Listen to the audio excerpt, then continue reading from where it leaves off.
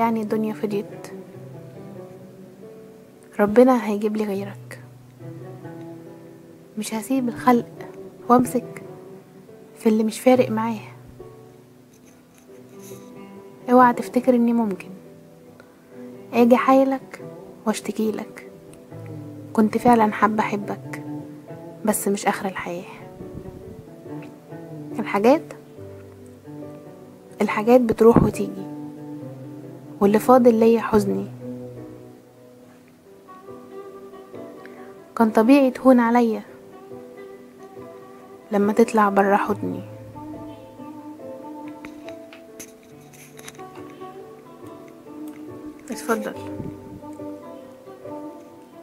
اتفضل شد الباب وامشي، وما ترجعليش، مش هرجعلك. من بعد ما سبت ياريت تفهم ان انا مش هاجي وادمعلك، ولا ادور على صوتك تاني. من بعد البعد انا مش هعرف اضعف من كلمة وحشاني، ولا حتى دموعك هتأثر.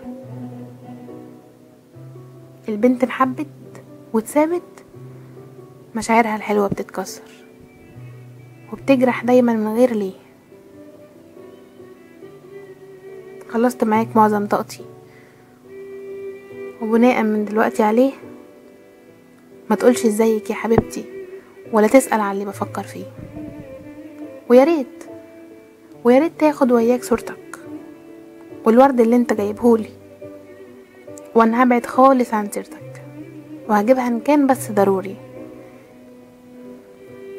لو صدفت يعني وسألوني مين اول حد ارتحتي معاه، من اخر حضن اتنفستيه، ازاي اتصبتي بلا مبالاه، وازاي سابك وازاي نسيتيه، اتفضل سيبني ومن فضلك ما تجيش من تاني تقول عايزك، او من دلوقتي هكون جنبك، او تقول انا قلبي تاه.